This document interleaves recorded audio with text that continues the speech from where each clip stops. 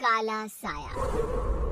यूं तो बनारस घाट अपनी खूबसूरती के लिए बहुत प्रचलित है, पर घाट के किनारे कई राज लिए बैठे हैं। ये कहानी शुरू होती है बनारस के घाट के पास बने ममता निवास से, जहाँ प्रिया लाल जोड़े में ममता के घर उसकी बहू बनकर आती है। आओ आओ बहू, घर को अपने पैरों से पवित्र करो। ममता घर की दहलीज पार कर ही रही होती है कि अचानक एक बहुत गंदी सी बास पूरे घर में फैल जाती है।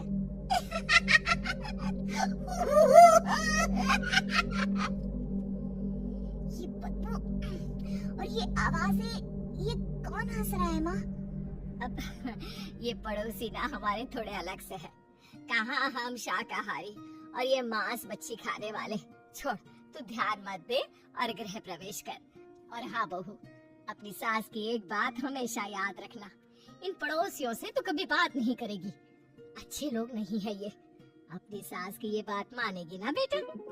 हाँ माँ, जो आपकी मर्जी, मैं उनसे बात नहीं करूँगी। अगले दिन प्रिया अपनी पहली रसोई बनाने रसोई घर में जाती है। ये छोटी बात तो नाक में जा रही है। एक काम करती हूँ, खिड़की खोल देती हूँ। प्रिया खिड़की खोलने जाती है। इतने चाले, लगता है इस खिड़की को कभी खोला ही नहीं गया। पर ऐसा क्यों? ओह, नॉन-वेज की स्मेल आती होगी ना। 2 मिनट के लिए खोल लेती हूँ, फिर बंद कर दूंगी। प्रिया खिड़की खोलती है। खिड़की खोलते ही उसकी नजर सामने वाले घर की खिड़की पर पड़ती है, जहाँ एक लड़की खड़ी होती है। हाथों में मेहंदी, लाल रंग की साड़ी, बिल्कुल सजी धजी, मानो प्रिया की तरह ही वो भी नई नवेली बहू हो। वो प्रिया को देखकर मुस्कुराती है। हे भगवान, माँ ने तो इनसे बात करने को मना किया था। प्रिया फौरन ही खिड़की बंद कर देती है और तवे पर चढ़े रोटी की ओर देखने लगती है, पर वहाँ रोटी ना होकर मछली पड़ी होती है। ये क्या? पहली ही रसोई में इतनी बड़ी गलती। हे भगवान, अब मैं क्या करूँ? प्रिया बहुत डर जाती है और फौरन रसोई की सफाई करने और फिर सभी के लिए खाना बनाने लग जाती है। जब वो सबको खाना परोसती है, सब तो ठीक है, मैं बेकार में चिंता कर रही थी।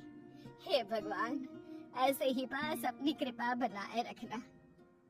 रात के वक्त जब सब सो रहे होते हैं, तब प्रिया को पायल की आवाज सुनाई देती है, जिससे उसकी आंख खुल जाती है। ये पायल की आवाज कहाँ से आ रही है? प्रिया उठकर उस आवाज के पीछे छत की सीढ़ियों तक जाती है। तभी उसे बच्चे के रोने की आवाज आती है। प्रिया छत पर जाती है तो क्या देखती है?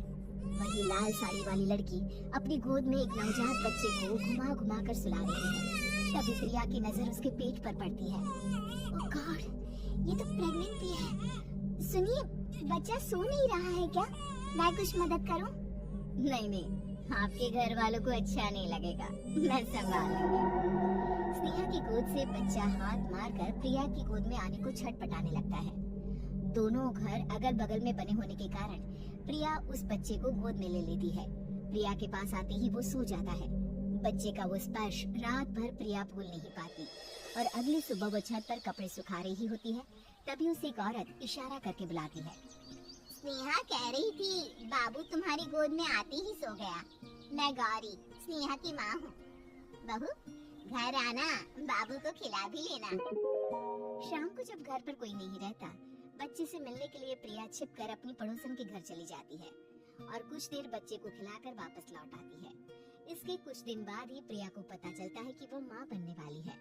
ममता की खुशी का ठिकाना नहीं रहता।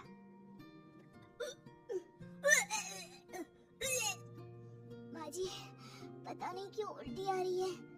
प्रिया भागती हुई वॉशरूम में जाती है तो हरी और लाल रंग की उल्टी करती है। उस उल्टी में से कीड़े निकलते हैं। ये क्या? खून और ये कीड़े! माँ! माँ! प्रिया की आवाज सुनकर ममता दौड़ कर आती है, पर बेसिन में कुछ नहीं होता। प्रिया हक्की बक्की रह जाती है। ये सब क्या हो रहा है? प्रिया घबरा जाती है और अपने कमरे में जाकर सो जाती है। डर के कारण वो इतनी थक जाती है कि उसकी आंख लग जाती है। तब उसे ऐसा लगता है उसके पेट पर मानो कोई बैठा हुआ हो। कौन हो? प्रिया के पेट पर एक 5 महीने की बच्ची बैठी हुई थी, जो बुरी तरह जली हुई थी। माँ, तुम ही मुझे लाई ना अपने पेट में? मैं तुम्हारी माँ नहीं हूँ। कौन हो तुम? माँ, देखो मैं जल गई बुरी तरह से।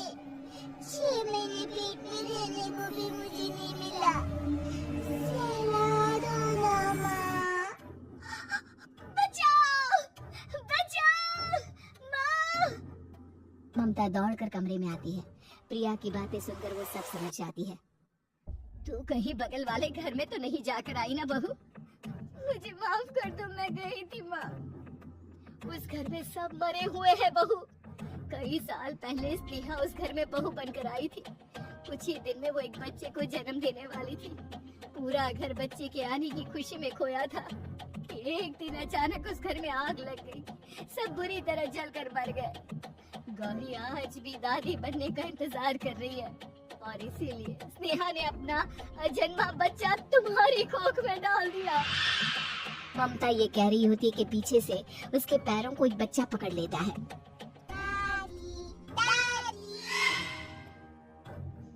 माँ, स्नेहा की गोद में यही बच्चा था। ये बच्चा कौन है फिर? तेरी मौत है। तेरी भी दादी।